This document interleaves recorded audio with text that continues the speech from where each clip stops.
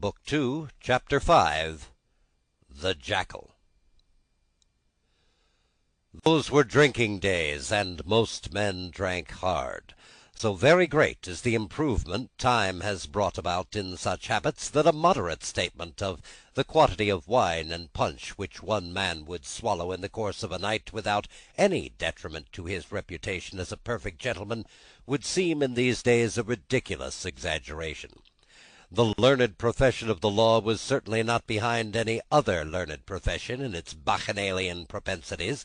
Neither was Mr. Stryver, already fast shouldering his way to a large and lucrative practice, behind his compeers in this particular, any more than in the drier parts of the legal race.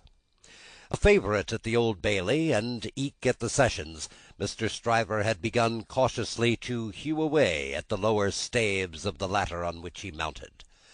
Sessions and the Old Bailey had now to summon their favourite specially to their longing arms, and, shouldering itself toward the visage of the Lord Chief Justice in the Court of King's Bench, the florid countenance of Mr. Stryver might be daily seen, bursting out of a bed of wigs, like a great sunflower pushing its way at the sun from among a rank gardenful of flaring companions. It had once been noted at the bar that, while Mr. Stryver was a glib man, and an unscrupulous, and a ready, and a bold, that he had not that faculty of extracting the essence from a heap of statements, which is among the most striking and necessary of the advocate's accomplishments.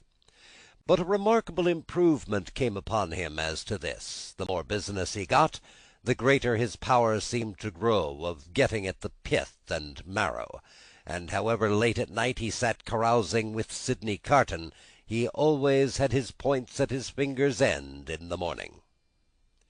Sydney Carton, idlest and most unpromising of men, was Stryver's great ally. What the two drank together between Hilary Term and Michaelmas might have floated a king's ship. Stryver never had a case in his hand anywhere, but Carton was there, with his hands in his pockets, staring at the ceiling of the court. They went to the same circuit, and even there they prolonged their usual orgies late into the night, and Carton was rumoured to be seen at broad day going home stealthily and unsteadily to his lodgings like a dissipated cat.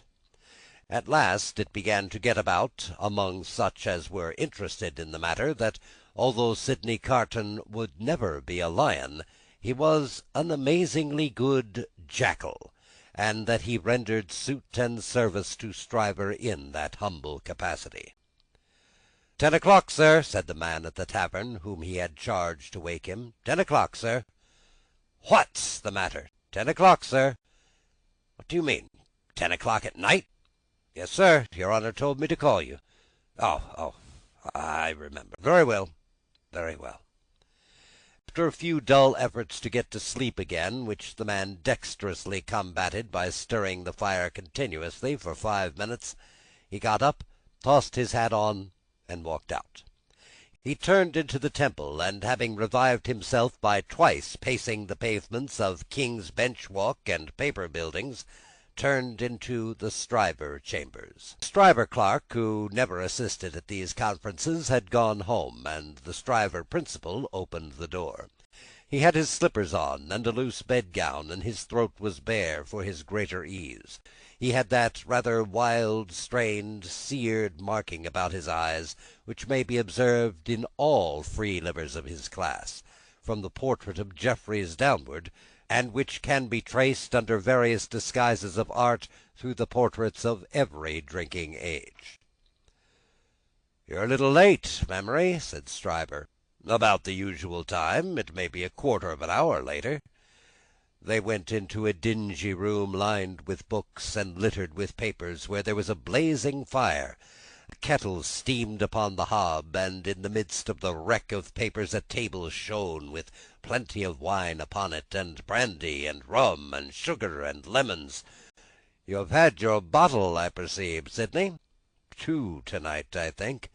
I've been dining with the day's client, or seeing him dine, it's all one."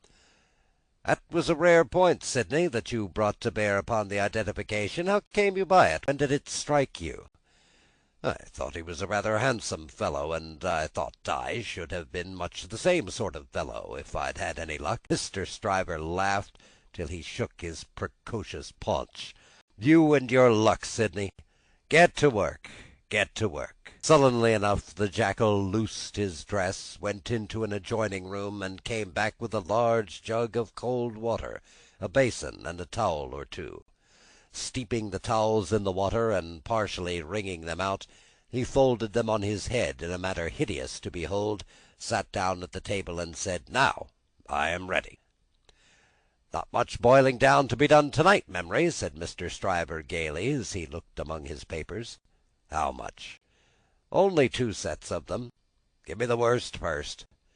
"There they are, Mr. Sidney. Fire away." The Lion then composed himself on his back on a sofa on one side of the drinking-table, while the Jackal sat at his own paper-bestrewn table proper, on the other side of it, with the bottles and glasses ready to his hand. Both resorted to the drinking-table without stint, but each in a different way, the Lion for the most part reclining with his hands in his waistband, looking at the fire, or occasionally flirting with some lighter document. The Jackal, with knitted brows and intent face, so deep in his task that his eyes did not even follow the hand he stretched out for the glass, which often groped about for a minute or more before he found the glass where his lips. 2 or 3 times the matter in his hand became so knotty that the Jackal found it imperative on him to get up and steep the towels anew. From these pilgrimages to the jug and basin he returned, with such eccentricities of damp headgear as no words can describe, which were made more ludicrous by his anxious gravity. At length the Jackal had got together a compact repast for the Lion, and proceeded to offer it to him. The Lion took it with care and caution, made his selections from it, and his remarks upon it, and the Jackal assisted both.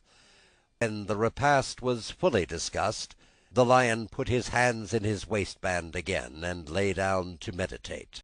The Jackal then invigorated himself with a bum for his throttle, and a fresh application to his head, and applied himself to the collection of a second meal. This was administered to the Lion in the same manner, and was not disposed of until the clock struck 3 in the morning. "And now we have done, Sidney. Fill a bumper of punch," said Mr. Stryver. The Jackal removed the towels from his head, which had been steaming again, shook himself, yawned, shivered, and complied. "You were very sound, Sidney, in the matter of the 3 Crown witnesses to-day, every question told." "I am always sound, am I not? I don't gainsay it. Which has roughened your temper. Put some punch into it, and smooth it again." With a deprecatory grunt, the Jackal again complied. "The old Sidney Carton of old Shrewsbury School," said Stryver, nodding his head over him as he reviewed him in the present and the past. "The old see-saw Sidney, 1 minute up, down the next, now in spirits, and now in despondency." "Ah!" returned the other, sighing. "Yes, the same Sidney, with the same luck. Even then I did exercises for the other boys, and seldom did my own. And why not? God knows. It was my way, I suppose." He sat with his hands in his pockets, and his legs stretched out before him, looking at the fire. "Carton," said his friend, squaring himself at him with a bullying air, as if the fire-grate had been the furnace in which sustained endeavour was forged, and the one delicate thing to be done for the old Sidney Carton of old Shrewsbury School was to shoulder him into it. "Your way is, and always was, a lame way. You summon no energy and purpose. Look at me." "Oh, botheration!" returned Sidney, with a lighter and more good-humoured laugh. "Don't you be moral." "How have I done what I have done?" said Stryver. "How do I do what I do?" "Partly through paying me to help you, I suppose. But it's not worth your while to apostrophize me on the air about it. What you want to do, you do. You were always in the front rank, and I was always behind." "I had to get to the front rank. I was not born there, was I?" "I was not present at the ceremony, but my opinion is you were," said Carton. At this he laughed again, and they both laughed. "Before Shrewsbury, and at Shrewsbury, and ever since Shrewsbury," pursued Carton, "you have fallen into your rank, and I have fallen into mine.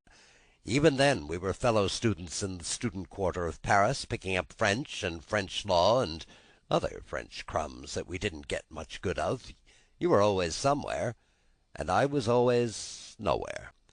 And whose fault was that? Upon my soul, I am not sure that it was not yours. You were always driving and riving and shouldering and passing to that restless degree that I had no chance for my life but in rust and repose. It's a gloomy thing, however, to talk about one's own past with the day breaking. Turn me in some other direction before I go." "Well, then, pledge me to the pretty witness," said Stryver, holding up his glass. "Are you turned in a pleasant direction?" Apparently not, for he became gloomy again. "Pretty witness," he muttered, looking down into his glass. "I have had enough of witnesses to-day and to-night. Who's your pretty witness?" "The picturesque doctor's daughter, Miss Manette." "She pretty? Is she not?" "No." "Why, man alive, she was the admiration of the whole court." "Rot the admiration of the whole court! Who made the Old Bailey a judge of beauty? She was a golden-haired doll." "Do you know, Sidney," said Mr. Stryver, looking at him with sharp eyes, and slowly drawing a hand across his florid face, "do you know, I rather thought at the time that you sympathized with the golden-haired doll, and were quick to see what happened to the golden-haired doll." "Quick to see what happened! If a girl, doll or no doll, swoons within a yard or two of a man's nose, he can see it without a perspective glass. I pledge you, but I deny the beauty. And now I'll have no more to drink. I'll get to bed." When his host followed him out on the staircase with a candle to light him down the stairs, the day was coldly looking in through its grimy windows. When he got out of the house, the air was cold and sad, the dull sky overcast, the river dark and dim, the whole scene like a lifeless desert. And wreaths of dust were spinning round and round before the morning blast, as if the desert sand had risen far away, and the first spray of it, on its advance, had begun to overwhelm the city. Waste forces within him, and a desert all round, this man stood still on his way to a silent terrace, and saw, for a moment, lying in the wilderness before him, a mirage of honourable ambition, self-denial, and perseverance. In the fair city of his vision there were airy galleries from which the loves and graces looked upon him, gardens in which the fruits of life hung ripening, waters of hope that sparkled in his sight. A moment, and it was gone. Climbing to a high chamber in a well of houses, he threw himself down in his clothes on a neglected bed, and its pillow was wet with wasted tears.